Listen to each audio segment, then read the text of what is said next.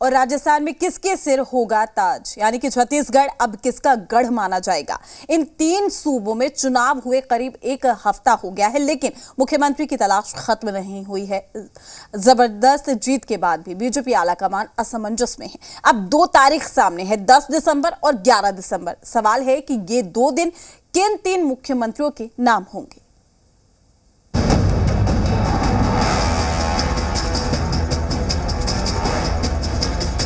जीत प्रचंड, सीएम पर नतीजा कब?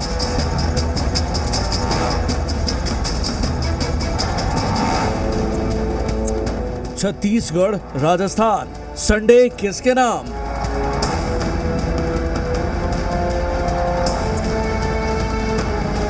एमपी में सोमवार को किसका मंगल?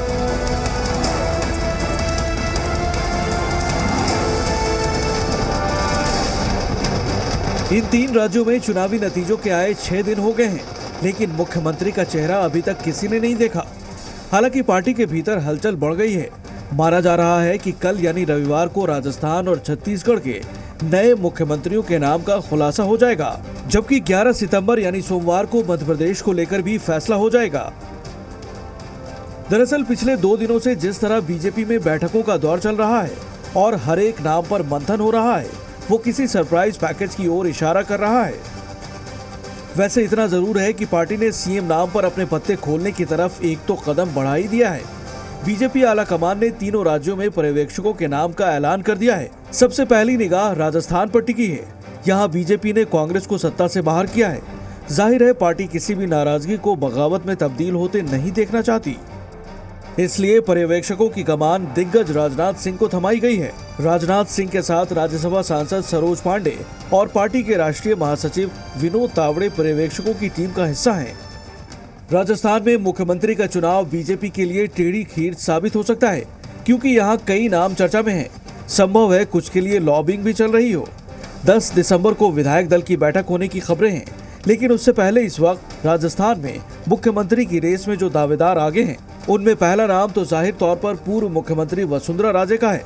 उसके बाद केंद्रीय मंत्री अश्विनी वैष्णव, सांसद से विधायक बने fire brand leader Baba Balaknath, केंद्रीय मंत्री गजेंद्र सिंह शेखावत भी हैं। सांसद से विधायक बनाई गई दिया कुमारी और बीजेपी प्रदेश अध्यक्ष सीपी जोशी भी दौड़ में बताए जा रहे हैं। वसुंधरा राजे का नाम सामने आना स्वाभाविक है, लेकिन इस बार सियासी गलियारे में उनके बेटे दुष्यंत सिंह का नाम भी खुलकर सामने आ रहा है। दिल्ली में वसुंधरा और पार्टी अध्यक्ष जेपी नड्डा की मुलाकात हो चुकी है। हालांकि इस मीटिंग के मुद्दे पर खुलासा नहीं हुआ है, लेकिन बैठक के बाद वसुंधरा काफी पॉजिटिव नजर आई। अगर इसे लॉबिंग न कहें तो संभव है ये मुलाकात दूसरे सीएम प्रतिद्वंदियों के मुकाबले मनोवैज्ञानिक बढ़त लेने की कोशिश हो। इसलिए हैरानी की बात नहीं है कि वसुंधरा पीएम मोदी की गारंटी का जिक्र बार बार कर रही हैं। राजस्थान में लोकसभा की 25 सीटें हैं। पार्टी सीनियर लीडर वसुंधरा की नाराजगी मोल लेना नहीं चाहती, लेकिन फिर भी वसुंधरा को छोड़कर राजस्थान में कोई भी छुपा रुस्तम साबित हो सकता है। सीएम फेस को लेकर बहुत बातें कही, वो पार्लियामेंट्री बोर्ड को तय करना है, उसके होने के बाद सारा होगा। 3 दिसंबर के नतीजों के 1 हफ्ते बाद 10 दिसंबर को छत्तीसगढ़ में भी किसी का भाग्य चमकने की उम्मीद है। राजस्थान के बाद छत्तीसगढ़ वो दूसरा राज्य है जहाँ बीजेपी ने कांग्रेस के हाथ से सत्ता खींच ली है। सीएम नाम तय करने के लिए राज्य में आलाकमान ने केंद्रीय मंत्री और झारखंड के पूर्व सीएम अर्जुन मुंडा के साथ एक और केंद्रीय मंत्री और असम के पूर्व सीएम सर्बानंद सोनोवाल और राष्ट्रीय महासचिव दुष्यंत गौतम को बतौर पर्यवेक्षक नियुक्त किया है। छत्तीसगढ़ में बीजेपी ने तमाम पूर्वानुमानों को धराशायी करते हुए कड़ी मशक्कत से जीत हासिल की है। छत्तीसगढ़ में सीएम के नाम के खुलासे में देरी एक वजह है, और वो है अनुभव और भविष्य के नेता के बीच में से किसी एक का चुनाव करना। भविष्य का वो नेता जो आदिवासी या पिछड़े वर्ग से आता हो। लेकिन इस वक्त छत्तीसगढ़ में सीएम की दौड़ में केंद्रीय मंत्री रेणुका सिंह सबसे आगे मानी जा रही हैं। सांसद रहते विधायक का चुनाव जीतने वाली रेणुका केंद्रीय राज्य मंत्री भी हैं। अरुण साव दूसरे नाम हैं जिन पर बीजेपी दांव खेल सकती है। अरुण भी सांसद से विधायक बने हैं और पूर्व केंद्रीय राज्य मंत्री हैं। इस रेस में पूर्व मुख्यमंत्री रमन सिंह के नाम से कोई इनकार तो नहीं कर सकता, लेकिन सवाल उठ रहा है कि कहीं वो पीछे तो नहीं रह गए या फिर उन्होंने आलाकमान का मूड भांप लिया हो। 3 पर्यवेक्षक नियुक्त किए हैं, अर्जुन मुंडा जी, सोनोवाल जी और तीसरा गौतम जी, संगठन के महामंत्री। मुझे लगता है कि ये तीनों पर्यवेक्षक आएंगे और सभी चुने हुए विधायकों से राय मशविरा लेके और उनकी राय के आधार पे केंद्र से सहमति लेकर दल के नेता का चयन की प्रक्रिया को समाप्त करेंगे। मध्य प्रदेश में भी सीएम वाला पेंच फंसा हुआ है। सूत्र ये बता रहे हैं कि 11 दिसंबर को नए विधायकों की बैठक हो सकती है और इसके लिए 3 ऑब्जर्वर तय किए गए हैं।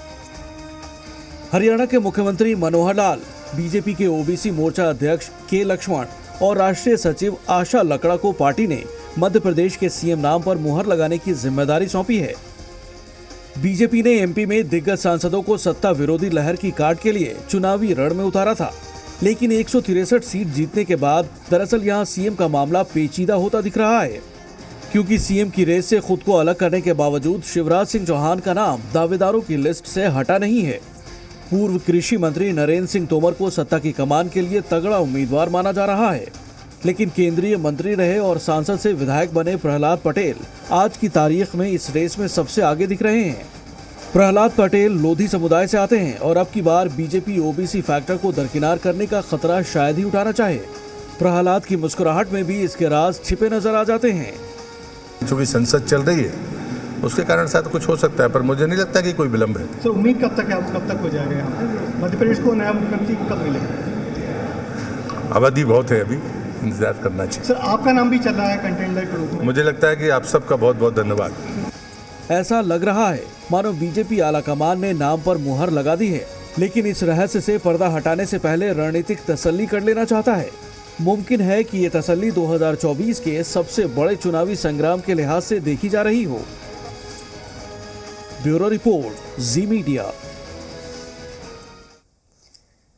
टीएमसी नेता महुआ मोइत्रा संसद से निष्कासित